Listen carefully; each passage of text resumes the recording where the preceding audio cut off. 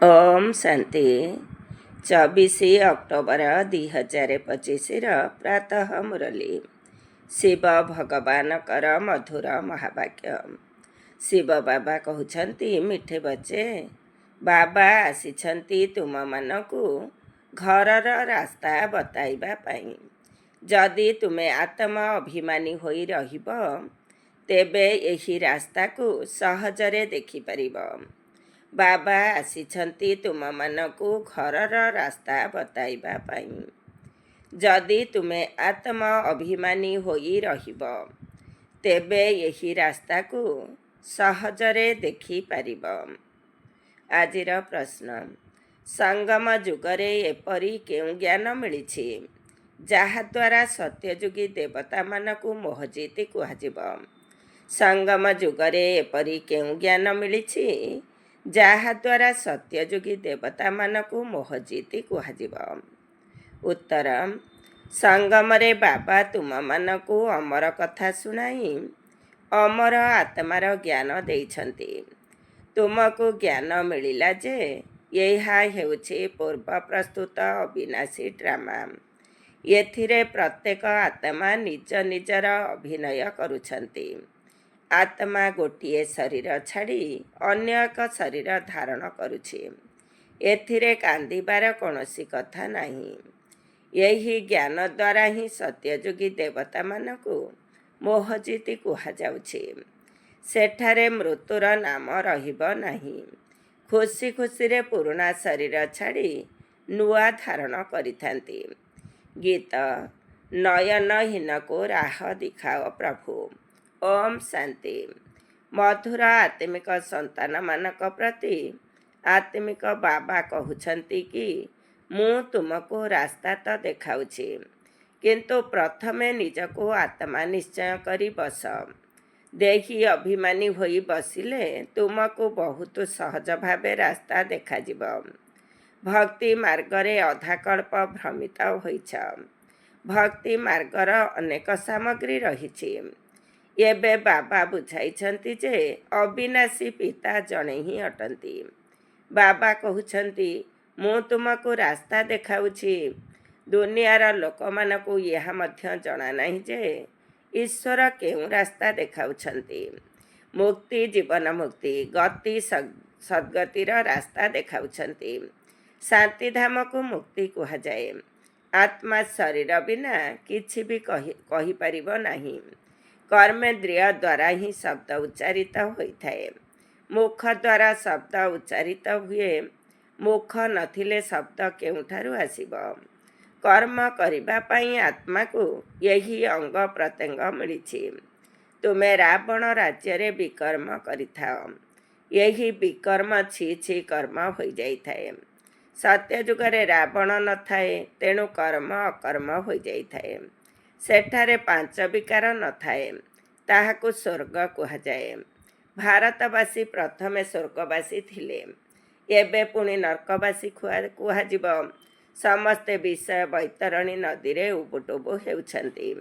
ସମସ୍ତେ ପରସ୍ପରକୁ ଦୁଃଖ ଦେଇ ଚାଲିଛନ୍ତି। ବର୍ତ୍ତମାନ କହୁଛନ୍ତି, ବାବା ଏପରି ଜାଗାକୁ ନେଇ ଚାଲ ଯେଉଁଠି ଦୁଃଖର ନାମ ନଥିବ।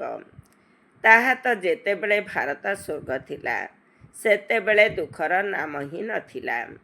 ଆମେ ସ୍ୱର୍ଗରୁ ନର୍କକୁ ଆସିଗଲେ, ଏବେ ପୁନର୍ବାର ସ୍ୱର୍ଗକୁ ଯିବାର ଅଛି। ଏହା ହେଉଛି ଖେଳ। ବାବା ଆସି ପିଲାମାନଙ୍କୁ ବୁଝାଉଛନ୍ତି, ଏହା ହେଉଛି ପ୍ରକୃତ ସତ୍ସଙ୍ଗ। ଏଇଠି ତୁମେ ସତ୍ୟ ପିତାଙ୍କୁ ମନେ ପକାଉଛ। ସିଏ ହିଁ ସର୍ବୋଚ୍ଚ ଭଗବାନ ଅଟନ୍ତି। ସେ ହେଉଛନ୍ତି ରଚୟିତା। ତାଙ୍କଠାରୁ ସମ୍ପତ୍ତି ମିଳୁଛି। ବାବା ହିଁ ପିଲାମାନଙ୍କୁ ସମ୍ପତ୍ତି ଦେବେ ନା? ଲୌକିକ ପିତା ଥିବା ସତ୍ତ୍ୱେ ମଧ୍ୟ ସମସ୍ତେ ହେ ଭଗବାନ, ହେ ପରମ ପିତା ପରମାତ୍ମା ଦୟା କର, ଏହିଭଳି ସ୍ମରଣ କରିଥାନ୍ତି। ଭକ୍ତି ମାର୍ଗରେ ଧକ୍କା ଖାଇ ଖାଇ ଦୁଃଖୀ ହୋଇ ଯାଇଛନ୍ତି। କହୁଛନ୍ତି ଯେ ହେ ପ୍ରଭୁ, ଆମକୁ ସୁଖ ଶାନ୍ତିର ସମ୍ପତ୍ତି ଦିଅନ୍ତୁ। ଏହା ତ କେବଳ ବାବା ହିଁ ଦେଇପାରିବେ। ତାହା ପୁଣି 21 ଜନ୍ମ ପାଇଁ ହିସାବ କରିବା ଉଚିତ ନା? ସତ୍ୟ ଯୁଗରେ ଏମାନଙ୍କର ଯେବେ ରାଜ୍ୟ ଥିଲା, ସେତେବେଳେ ନିଶ୍ଚିତ କମ ମନୁଷ୍ୟ ଥିବେ। ଏକ ଧର୍ମ ଥିଲା, ଏକ ହିଁ ରାଜ୍ୟ ଥିଲା। ତାକୁ ହିଁ ସ୍ୱର୍ଗ ବା ସୁଖଧାମ କୁହାଯାଏ। ନୂଆ ଦୁନିଆକୁ ସତପ୍ରଧାନ, ପୁରୁଣା ଦୁନିଆକୁ ତମ ପ୍ରଧାନ କୁହାଯିବ। ପ୍ରତ୍ୟେକ ଜିନିଷ ପ୍ରଥମେ ସତପ୍ରଧାନ, ପୁଣି ସତ ରଜ ତମ ହୋଇଥାଏ। ଛୋଟ ପିଲାମାନଙ୍କୁ ସତପ୍ରଧାନ କୁହାଯିବ। ଛୋଟ ପିଲାମାନଙ୍କୁ ମହାତ୍ମାଙ୍କ ଠାରୁ ମଧ୍ୟ ଶ୍ରେଷ୍ଠ ବୋଲି କୁହାଯାଏ। ମହାତ୍ମା ମାନେ ତ ଜନ୍ମ ନେଇ ପୁଣି ବଡ଼ ହେବା ପରେ ବିକାରର ଅନୁଭବ କରି ଘରଦ୍ୱାର ଛାଡ଼ି ଚାଲିଯାଆନ୍ତି। ଛୋଟ ପିଲାମାନଙ୍କୁ ତ ବିକାର କ'ଣ ଜଣା ନଥାଏ, ତେଣୁ ସେମାନେ ନିଷ୍ପାପ ହୋଇଥାନ୍ତି। ତେଣୁ ମହାତ୍ମାମାନଙ୍କ ଠାରୁ ମଧ୍ୟ ସେମାନଙ୍କୁ ଶ୍ରେଷ୍ଠ କୁହାଯାଏ। ଦେବତାମାନଙ୍କର ମହିମା ଗାନ କରନ୍ତି ସର୍ବଗୁଣ ସମ୍ପନ୍ନ, ସାଧୁମାନଙ୍କର ଏପରି ମହିମା କେବେ କରାଯାଏ ନାହିଁ। ବାବା ହିଂସା ଏବଂ ଅହିଂସାର ଅର୍ଥ ବୁଝାଇଛନ୍ତି। କାହାକୁ ମାରିବା, ଏହାକୁ ହିଂସା କୁହାଯାଏ। ବେକାରଗ୍ରସ୍ତ ହେବା, ଏହା ହେଉଛି ସବୁଠାରୁ ବଡ଼ ହିଂସା। ଦେବତାମାନେ ହିଂସକ ନୁହନ୍ତି, ସେମାନେ କାମ ବିକାରର ଅଧୀନ ହୁଅନ୍ତି ନାହିଁ। ବାବା କହୁଛନ୍ତି, ତୁମମାନଙ୍କୁ ମନୁଷ୍ୟରୁ ଦେବତା କରିବା ପାଇଁ ବର୍ତ୍ତମାନ ମୁଁ ଆସିଛି। ସତ୍ୟ ଯୁଗରେ ଦେବତା ଥାଆନ୍ତି। ଏଠାରେ କେହି ବି ନିଜକୁ ଦେବତା କହିପାରିବେ ନାହିଁ। ନିଜକୁ ଭାବିଥାନ୍ତି ଯେ ଆମେ ହେଉଛୁ ପାପୀ, ନୀଚ, ବିକାରୀ। ତେବେ ନିଜକୁ ଦେବତା କିପରି କହିପାରିବେ? ତେଣୁ ତ ହିନ୍ଦୁ ଧର୍ମ କହିଦେଉଛନ୍ତି। ବାସ୍ତବରେ ସତ୍ୟ ଯୁଗରେ ଆଦି ସନାତନ ଦେବୀ ଦେବତା ଧର୍ମ ହିଁ ଥିଲା। ହିନ୍ଦୁ ଅକ୍ଷରତଃ ହିନ୍ଦୁସ୍ତାନ ଶବ୍ଦରୁ ବାହାର କରିଛନ୍ତି। ସେମାନେ ପୁଣି ହିନ୍ଦୁ ଧର୍ମ କହିଦେଇଛନ୍ତି। ତୁମେ ଯଦି କହିବ ଆମେ ଦେବତା ଧର୍ମର, ତେବେ ବି ହିନ୍ଦୁ ତାଲିକାରେ ଲେଖିଦେବେ। କହିବେ ଆମ ତାଲିକାରେ ହିନ୍ଦୁ ଧର୍ମ ହିଁ ଅଛି। ପତିତ ହୋଇଥିବା କାରଣରୁ ନିଜକୁ ଦେବତା କହିପାରନ୍ତି ନାହିଁ।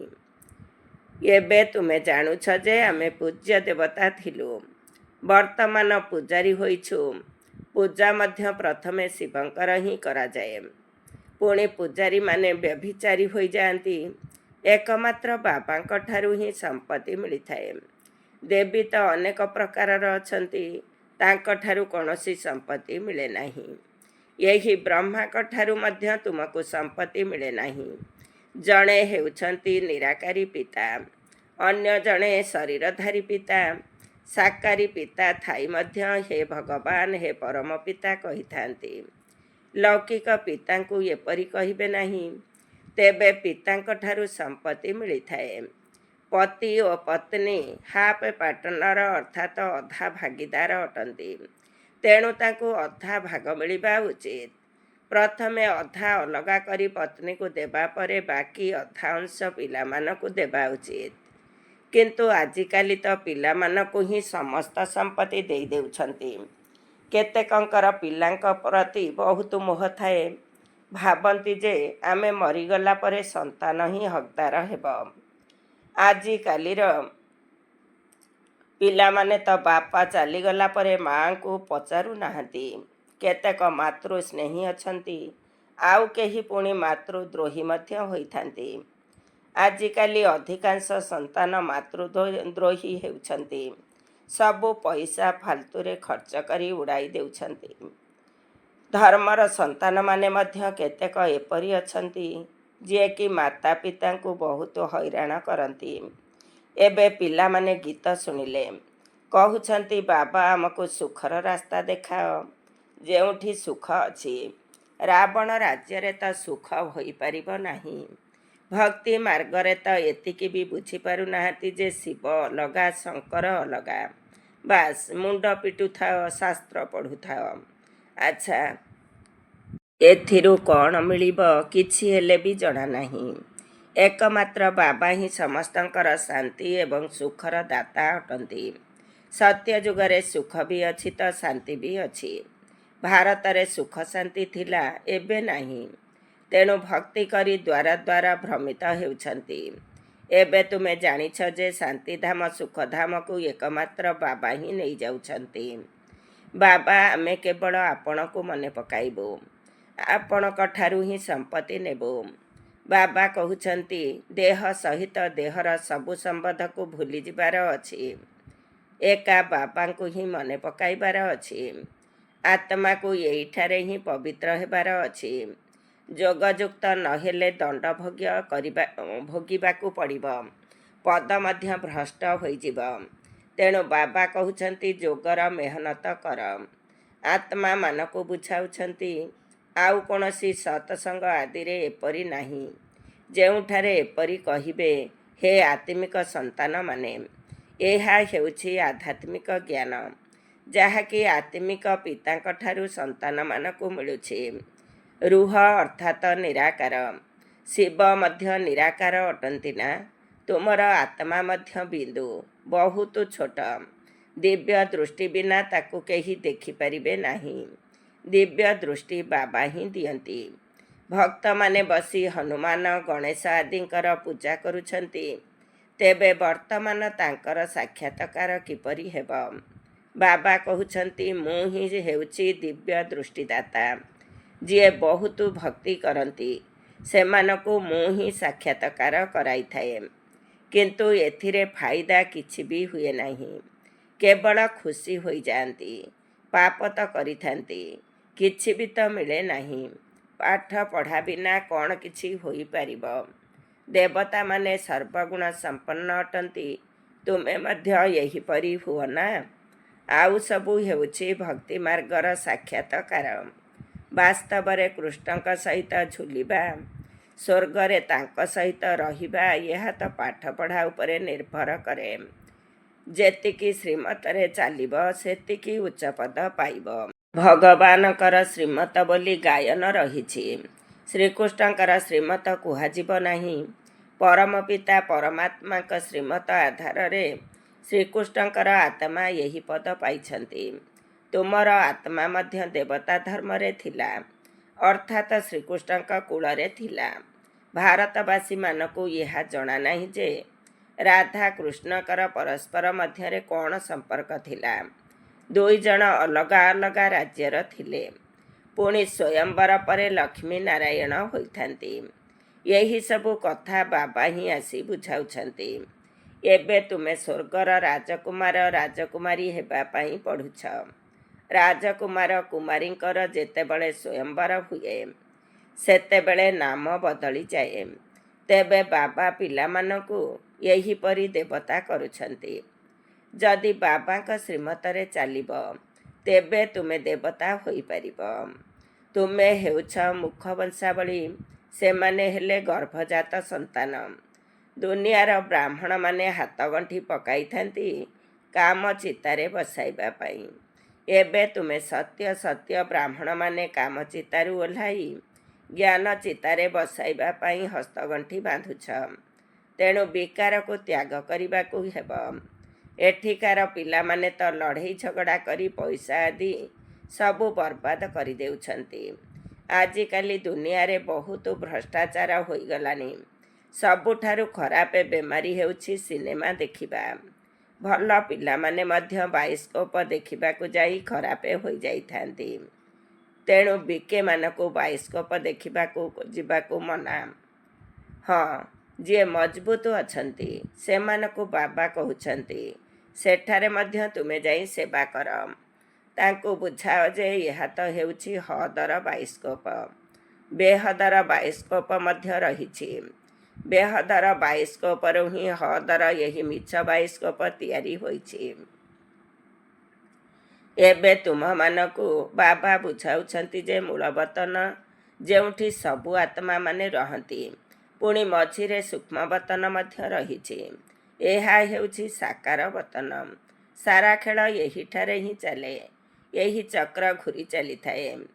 ତୁମ ବ୍ରାହ୍ମଣ ସନ୍ତାନମାନଙ୍କୁ ହିଁ ସ୍ୱଦର୍ଶନ ଚକ୍ରଧାରୀ ହେବାର ଅଛି, ଦେବତାମାନଙ୍କୁ ନୁହେଁ।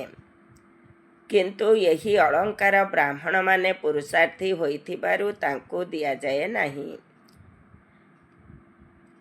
ଆଜି ଭଲ ଭାବରେ ଚାଲୁଛନ୍ତି, କାଲି ତଳକୁ ଚାଲି ଯାଇଥାନ୍ତି। ତେଣୁ ଦେବତାମାନଙ୍କୁ ଅଳଙ୍କାର ଦେଇଛନ୍ତି। ଶ୍ରୀକୃଷ୍ଣଙ୍କ ପାଇଁ ଦେଖାନ୍ତି ଯେ ସ୍ୱଦର୍ଶନ ଚକ୍ର ଦ୍ୱାରା ଅକାସୁର ବକାସୁର ଆଦିଙ୍କୁ ମାରିଲେ। ତାଙ୍କୁ ତ ଅହିଂସା ପରମ ଧର୍ମ କୁହାଯାଉଛି। ପୁଣି ସେ ହିଂସା କିପରି କରିବେ? ଏହା ସବୁ ହେଉଛି ଭକ୍ତି ମାର୍ଗର ସାମଗ୍ରୀ। ଯେଉଁଠାକୁ ଯାଅ ଶିବଙ୍କର ଲିଙ୍ଗ ନିଶ୍ଚିତ ଥିବ। କେବଳ ତାଙ୍କର ନାମ ଅଲଗା ଅଲଗା ରଖିଦେଇଛନ୍ତି। ମାଟିର ଅନେକ ଦେବୀ ମୂର୍ତ୍ତି ତିଆରି କରନ୍ତି, ହଜାର ହଜାର ଟଙ୍କା ଖର୍ଚ୍ଚ କରି ସଜାନ୍ତି, ତିଆରି କରି ପୂଜା କରନ୍ତି, ପାଳନା କରି ପୁଣି ପାଣିରେ ଡୁବେଇ ଦିଅନ୍ତି। କଣ୍ଢେଇ ପୂଜାରେ କେତେ ପଇସା ଖର୍ଚ୍ଚ କରୁଛନ୍ତି, ହେଲେ କିଛି ବି ତ ମିଳିଲା ନାହିଁ। ବାବା ବୁଝାଉଛନ୍ତି, ଏହା ସବୁ ପଇସା ବର୍ବାଦ କରିବାର ଭକ୍ତି ଅଟେ, ଯାହାଦ୍ୱାରା ସିଡ଼ିରୁ ତଳକୁ ଖସି ଆସିଛନ୍ତି। ବାବା ଆସିଲେ ତେବେ ସମସ୍ତଙ୍କର ଉନ୍ନତିର କଳା ହୋଇଥାଏ। ବାବା ସମସ୍ତଙ୍କୁ ଶାନ୍ତିଧାମ ସୁଖଧାମକୁ ନେଇଯାଆନ୍ତି। ଏଠାରେ ପଇସା ବର୍ବାଦ କରିବାର କୌଣସି କଥା ନାହିଁ। ପୁଣି ଭକ୍ତି ମାର୍ଗରେ ତୁମେ ପଇସା ବର୍ବାଦ କରି କରି ଦେବାଳିଆ ହୋଇଯାଇଛ। ସ୍ୱଚ୍ଛଳ ଏବଂ ଦେବାଳିଆ ହେବାର କଥା ବାବା ବସି ବୁଝାଉଛନ୍ତି। ତୁମେ ଏହି ଲକ୍ଷ୍ମୀ ନାରାୟଣଙ୍କର ରାଜକୁଳର ଥିଲ ନା? ବର୍ତ୍ତମାନ ତୁମକୁ ନରରୁ ନାରାୟଣ ହେବାର ଶିକ୍ଷା ବାବା ଦେଉଛନ୍ତି। ସେହି ପଣ୍ଡିତମାନେ ତିଜିରି କଥା ବା ତୃତୀୟ ନେତ୍ରର କଥା, ଅମର କଥା ଶୁଣାନ୍ତି, ସେସବୁ ମିଛ। କିନ୍ତୁ ଏହା ହେଉଛି ପ୍ରକୃତ ତିଜିରିର କଥା, ଯାହାଦ୍ୱାରା ଆତ୍ମାର ଜ୍ଞାନର ତୃତୀୟ ନେତ୍ର ଖୋଲିଯାଉଛି, ସାରା ଚକ୍ର ବୁଦ୍ଧିରେ ଆସିଯାଉଛି। ତୁମକୁ ଜ୍ଞାନର ତୃତୀୟ ନେତ୍ର ମିଳୁଛି। ଅମର କଥା ମଧ୍ୟ ଶୁଣୁଛ। ଅମର ବାବା ତୁମକୁ କଥା ଶୁଣାଉଛନ୍ତି, ଅମରପୁରର ମାଲିକ କରାଉଛନ୍ତି। ଅମରପୁରୀରେ ତୁମର କେବେ ବି ମୃତ୍ୟୁ ହୁଏ ନାହିଁ। ଏଠାରେ ତ ମନୁଷ୍ୟମାନଙ୍କୁ କେତେ କାଳର ଭୟ ରହୁଛି। ସେଠାରେ ଡରିବାର କାନ୍ଦିବାର କୌଣସି କଥା ନାହିଁ। ଖୁସିରେ ପୁରୁଣା ଶରୀର ଛାଡ଼ି ନୂଆ ନିଅନ୍ତି। ଏଠାରେ ଦେହତ୍ୟାଗ କଲେ ମନୁଷ୍ୟମାନେ କେତେ କାନ୍ଦନ୍ତି। ଏହା ହେଉଛି କାନ୍ଦିବାର ଦୁନିଆ। ବାବା କହୁଛନ୍ତି, ଏହା ତ ହେଉଛି ପୂର୍ବ ନିର୍ମିତ ଡ୍ରାମା। ପ୍ରତ୍ୟେକ ଆତ୍ମା ନିଜ ନିଜର ଅଭିନୟ କରିଚାଲିଛନ୍ତି। ଇଏ ଦେବତାମାନେ ମୋହଜିତି ଅଟନ୍ତି ନା? ଏହି ଦୁନିଆରେ ତ ଅନେକ ଗୁରୁ ଅଛନ୍ତି, ଯାହାଙ୍କଠାରୁ ଅନେକ ମତ ମିଳୁଛି। ପ୍ରତ୍ୟେକ ବ୍ୟକ୍ତିଙ୍କର ନିଜସ୍ୱ ମତ ଥାଏ। ସନ୍ତୋଷୀ ଦେବୀ ବୋଲି ଜଣେ ଅଛନ୍ତି, ଯାହାଙ୍କର ପୂଜା ହୋଇଥାଏ।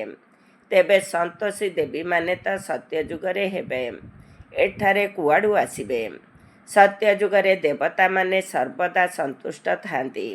ଏଠାରେ ତ କିଛି ନା କିଛି ଆଶା ରହିଥାଏ, ସେଠାରେ କୌଣସି ଆଶା ନଥାଏ। ବାବା ସମସ୍ତଙ୍କୁ ସନ୍ତୁଷ୍ଟ କରିଦେଉଛନ୍ତି। ତୁମେ ପଦମପତି ହୋଇଯାଉଛ। କୌଣସି ଅପ୍ରାପ୍ତ ବସ୍ତୁ ନଥାଏ, ଯାହାର ପ୍ରାପ୍ତି ପାଇଁ ଚିନ୍ତା ହେବ। ସେଠାରେ ଚିନ୍ତା ହିଁ ନଥାଏ। ବାବା କହୁଛନ୍ତି, ମୁଁ ହିଁ ହେଉଛି ସମସ୍ତଙ୍କର ସଦ୍ଗତି ଦାତା। ତୁମ୍ଭ ସନ୍ତାନମାନଙ୍କୁ 21 ଜନ୍ମ ପାଇଁ ଖୁସି ହିଁ ଖୁସି ଦେଇଥାନ୍ତି। ଏପରି ବାବାଙ୍କୁ ନିଶ୍ଚିତ ମନେ ପକାଇବା ଉଚିତ।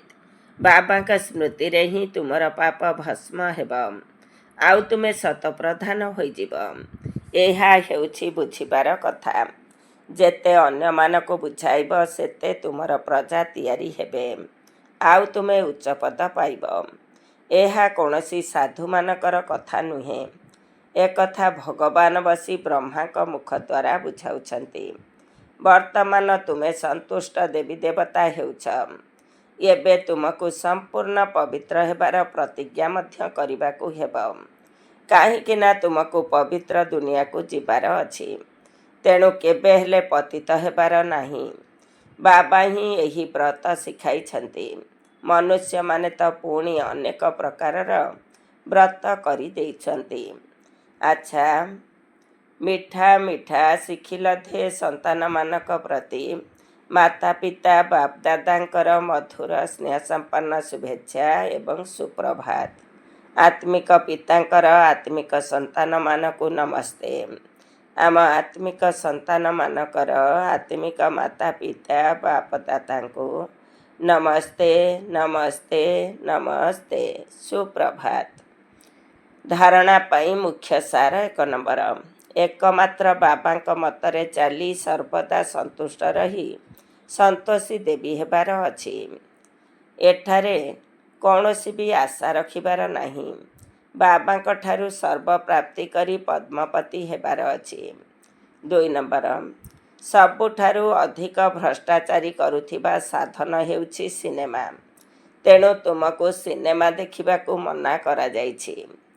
ଯଦି ତୁମେ ବାହାଦୁର ଅଟ, ତେବେ ହଦ ଏବଂ ବେହଦର ବାଇସ୍କୋପର ରହସ୍ୟକୁ ଜାଣି ଅନ୍ୟମାନଙ୍କୁ ବୁଝାଅ, ସେବା କର। ଆଜିର ବରଦାନ। ପୁରୁଷାର୍ଥରେ ତଥା ସେବାରେ ବିଧିପୂର୍ବକ ବୃଦ୍ଧିପ୍ରାପ୍ତ କରୁଥିବା ତୀବ୍ର ପୁରୁଷାର୍ଥୀ ଭବ। ପୁରୁଷାର୍ଥରେ ତଥା ସେବାରେ ବିଧିପୂର୍ବକ ବୃଦ୍ଧିପ୍ରାପ୍ତ କରୁଥିବା ତୀବ୍ର ପୁରୁଷାର୍ଥୀ ଭବ। ଡିଟେଲ୍ସ। ବ୍ରାହ୍ମଣ ଅର୍ଥାତ୍ ବିଧିପୂର୍ବକ ଜୀବନ। କୌଣସି ବି କାର୍ଯ୍ୟ ସେତେବେଳେ ସଫଳ ହୋଇଥାଏ ଯେତେବେଳେ ତାହା ବିଧିପୂର୍ବକ ଭାବରେ କରାଯାଇଥାଏ।